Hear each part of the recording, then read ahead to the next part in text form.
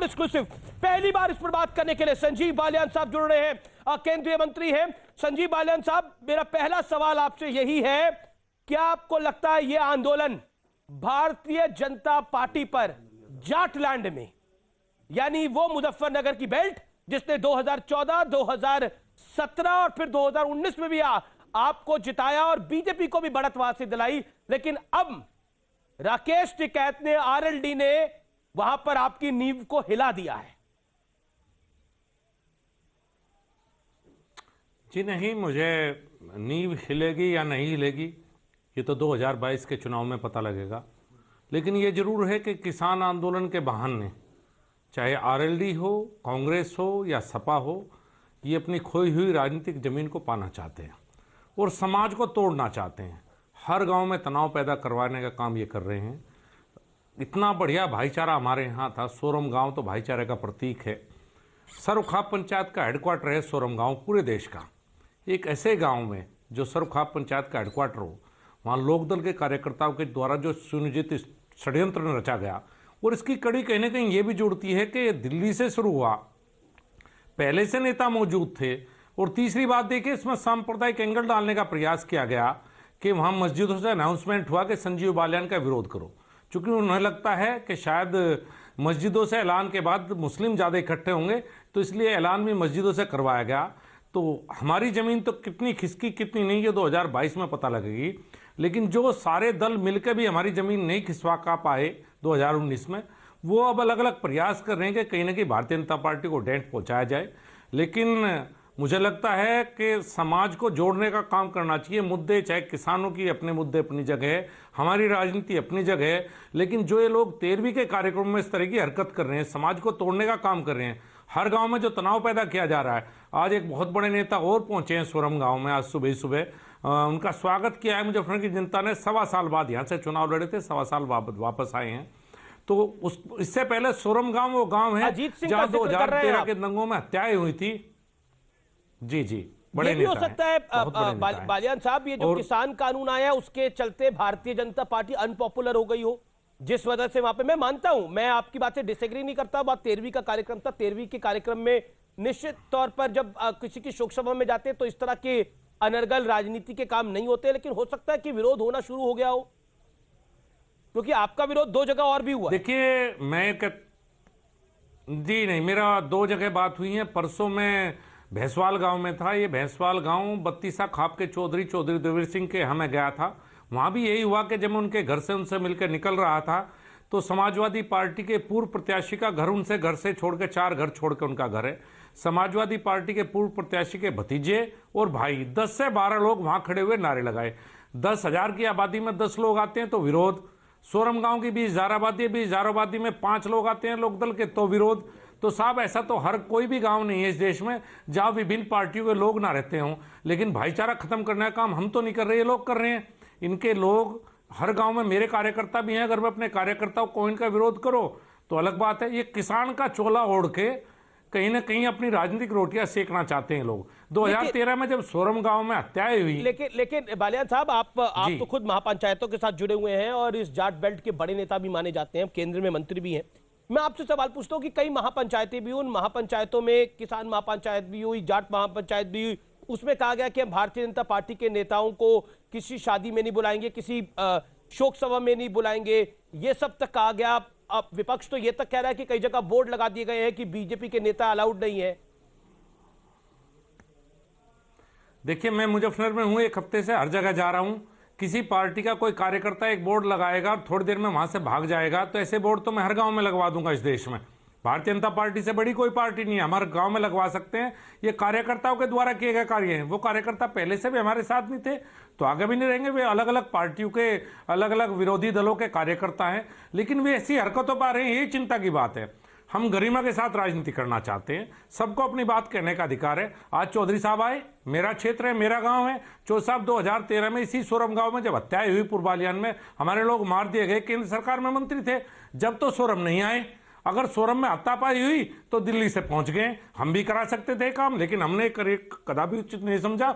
बड़े नेता हैं, सीनियर हैं, उनका सबका सम्मान करते हैं। जहां तक बात है भारतीय जनता पार्टी पर पाबंदी लगाने की, मैं पहले भी कह चुका हूं कि चौधरी नरेश टिकैत ने जो बयान दिया था वो खाप चौधरी की हैसियत से नहीं दिया था, वो किसान यूनियन की पंचायत में दिया था और अगले दिन उन्होंने क्लेरिफाई भी कर दिया था। राकेश टिकैत जी ने दिल्ली से भी क्लेरिफाई किया कि नहीं, हमारी कोई मंशा नहीं है और सब लोग आ जा सकते हैं, सब सम्मान के साथ एक दूसरे की बात लेकिन सुने, राकेश अपनी टिकैत बात की तो अपनी जनप्रतिनिधि तक पहुंचाई महत्वाकांक्षा जाए। हो गई है। राकेश टिकैत तो अपने आप को बहुत बड़ा जाट नेता मानते हैं। उनको लगता है कि अभी तक तो वो कानून वापसी की बात करें, अभी तक उन्होंने गद्दी वापसी का राग छेड़ा नहीं, अगर छेड़ेंगे तो बड़ा बवाल हो जाएगा।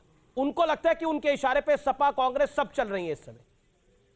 आरएलडी की तो बात ही छोड़िए आप। देखिए मैं अगर ऐसी बात है तो वो तो उनकी इच्छा है और लोकतंत्र में सबकी इच्छाओं का सम्मान है।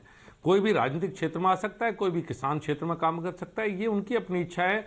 मेरी टिप्पणी इस मामले में कम से कम उचित नहीं रहेगी क्योंकि सबको अधिकार है, किसी को कुछ बिल्कुल लगता अधिकार है, है, कहीं लेकिन कुछ वो करना चाहता है तो आप उनको स्वागत है। बतौर किसान नेता ही देख रहे हैं, लेकिन अब तो वो नेता बनने जा रहे हैं। हालांकि वो 2014 में भी चुनाव लड़े थे, इसमें कोई दोराई नहीं है, आरएलडी के समर्थन से। उससे पहले भी चुनाव लड़े कांग्रेस के समर्थन से। लेकिन पॉइंट ये क्या वो कह रहे हैं कि उन्होंने एक बड़ा बयान दिया कि मैं गुजरात को आजाद कराना चाहता हूं। उनको लगता है गुजरात अभी तक आजाद ही नहीं है, ये भी उन्होंने बयान दिया। कहा मैं पूरे देश का भ्रमण करूंगा। देखिए अगर वो ये बयान देते कि मैं गुजरात जैसा प्रदेश उत्तर प्रदेश को बनवाने में सरकार का सहयोग करूंगा तो मैं बहुत तहे दिल से स्वागत करता। जो विकास गुजरात में, अगर वैसा विकास उत्तर प्रदेश में हो जाए तो क्या बात है। तो विकास के मॉडल के रूप में लेते तो मुझे ज़्यादा अच्छा लगता और मैं भी उनके सुर में सुर मिलाता कि नहीं, उत्तर प्रदेश का भी इसी तरह से विकास होना चाहिए और किसान नेता भी इसमें सहयोग करेंगे तो बल्ले बल्ले। तो उनका बयान इस तरह से आना चाहिए था तो मुझे ज़्यादा खुशी होती। लेकिन देखिए बालियान साहब, 2019 के आखिरी दौर में जब आखिरी दौर का चुनाव प्रचार हो रहा था तो वो आपके साथ थे, आपके साथ प्रचार कर रहे थे। लेकिन अब ऐसी क्या स्थिति बन गई कि आप उन्हें समझा नहीं पा रहे? क्योंकि आप एक कड़ी मान सकते हैं आपको सरकार के बीच में और इन नेताओं के बीच में। तो क्या बात है कि आप सरकार को भी नहीं समझा पा रहे कि कानून वापस ले लो, और इन्हें भी नहीं समझा पा रहे? देखिए ऐसा नहीं कि चुनाव प्रचार राकेश टिकैत जी ने नहीं किया, चूंकि किसान यूनियन अराजनीतिक है मुख्य रूप से। जब से चौधरी महेंद्र सिंह टिकैत थे हमेशा अराजनीतिक रही है, लेकिन व्यक्तिगत संबंध मेरे बहुत अच्छे हैं। दूसरी बात यह है कि हम एक ही खाप के हैं, एक ही खाप को हमारे यहाँ परिवार माना जाता है, तो हम एक ही परिवार के हैं। राजनीतिक अलग अलग है, उनका काम वो किसान आंदोलन में काम करते हैं, मैं राजनीतिक क्षेत्र में उस संबंध। अब बिलों के ऊपर हमारे मतभेद हो सकते हैं, वो बिल चाहते हैं गलत है, मैं कहता हूं बिल अच्छे हैं। मेरी सरकार का पक्ष मैं जनता के बीच में रख रहा हूं, अपना पक्ष वो रख रहे हैं। बातचीत की संभावनाएं हमेशा खुली रहती हैं। मैं तो चाहता हूं उस मुद्दे का सकारात्मक हल हो, बातचीत से हल हो। पहले भी बातचीत हुई, मैं तो अपील करूंगा सबसे एक बार फिर बातचीत के टेबल पे बैठें। और किसान, कहीं ना कहीं किसानों को हम बातचीत करके मनाना चाहते हैं। 3 महीने हो चुके आंदोलन को, शायद पहला आंदोलन होगा कि जिसमें मोदी जी के ये सोच है कि किसान अन्नदाता के ऊपर एक लाठी ना पड़े, कहीं एक तुनका नहीं टूटा, एक किसान को अपमानित करने का काम हमने नहीं किया। हमने किसान को सम्मान देने का काम किया है और से सम्मान बातचीत करके इस आंदोलन की वापसी हम चाहते हैं। देखिए प्रियंका गांधी भी महापंचायतों में जा रही है, वो कह रही है कि भारतीय जनता पार्टी से सावधान रहना चाहिए, कहीं गोवर्धन ही ना बेच दें ये लोग। क्या आपको लगता है, आप बोलते हैं ये हेलीकॉप्टर नेता है, आप अक्सर ये बात को बोलते हैं ये हेलीकॉप्टर नेता है, मैं आपसे जानना चाहता हूं लेकिन ये हेलीकॉप्टर नेता अब जमीन पे उतर रहे हैं, आपकी जुबान से ये हेलीकॉप्टर नेता अब जमीन से उतर रहे हैं, देखिए, और आपको जमीन पे उतरने नहीं दे रहे हैं, तो इसका मतलब क्या है? देखिए जी, प्रियंका जी बहुत बड़े किसान की पत्नी हैं। रॉबर्ट वाड्रा जी देश के बड़े किसान हैं, देश के प्रति, किसानों के प्रति चिंतित होने का उनका हक है, क्योंकि इस देश में सबसे बड़े पैसे वाला किसान उनका पति रॉबर्ट वाड्रा है। ये हेलीकॉप्टर नेता मैं इसलिए कहता हूं कि जब समय आता है, जैसे गिद्ध घूमते हैं, ये इस तरह से घूमते रहते हैं और जब समय आता है ये उतरेंगे, एक रैली करेंगे और भाग जाएंगे। जनता की समस्याओं से कोई मतलब नहीं। ये जितनी पार्टियों के नेता हैं, ये जमीन कितने ही प्रयास कर लो, संजीव बालियान आज भी जमीन पे रहेगा, लेकिन ये लोग रैली करने के बाद कभी जनता की तरफ पीछे मुड़ के आज तक नहीं देखा। इनका रैली, इनका भीड़ मिले, मंच सजा मिले, 1 घंटा भाषण दिया, हेलीकॉप्टर में वापस चले गए। इसी हेलीकॉप्टर नेता है, जनता की समस्याओं से कोई सरोकारी नेताओं को नहीं है। चौधरी साहब भी आपको दिल्ली के हेलीकॉप्टर नेता दिखते हैं, चौधरी अजीत सिंह? देखिए मैं तो स्वागत करूंगा, मेरे सामने चुनाव लड़े थे, 1.25 साल बाद आज आए हैं मुजफ्फरनगर में। मैंने तो हमेशा कहा है कि वो बड़े नेता हैं, वो चौधरी चरण सिंह के पुत्र हैं। मैं तो आज भी कहा कि मैं जो लोकदल के राष्ट्रीय उपाध्यक्ष हैं जयंत जी, वो चौधरी चरण सिंह के पौत्र हैं, उन्हें तो उनके नाम की वोट मिलेंगी। मैं तो मेरे बाबा जी का नाम रिसाला था, रिसाल सिंह, रिसाला बोल देते हैं भाई। मेरे बाबा के नाम की वोट तो मुझे नहीं मिलेंगे। मैं तो काम करूंगा जनता के बीच में तो मुझे वोट मिलेगी। काश मेरे बाबा भी बड़े नेता होते और मुझे भी दिल्ली में हेलीकॉप्टर में बैठ के घूमने का मौका मिलता और हाथ हिलाने से वोट मिलते।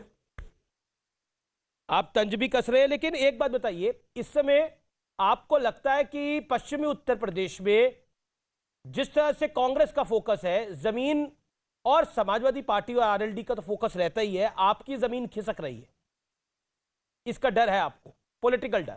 देखिए जमीन खिसकने का कोई डर नहीं है। काम करना स्वभाव में शामिल है।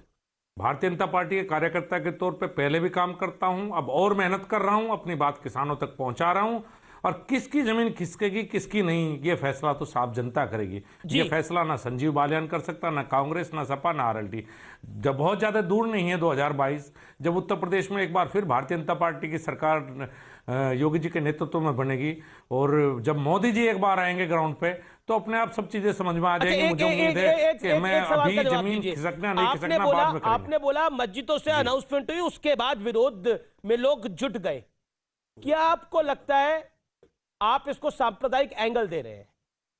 ये सवाल है मेरा।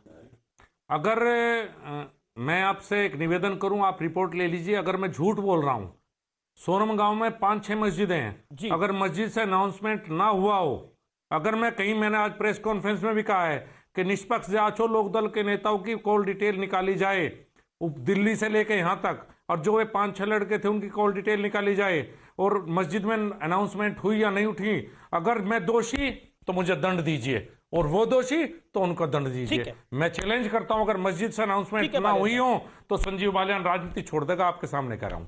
ठीक है संजीव बालियान, आपने स्पष्टता से बात करी, आपका बहुत बहुत शुक्रिया हमारे साथ जुड़ने के लिए इस चर्चा के अंदर। Thank you so much.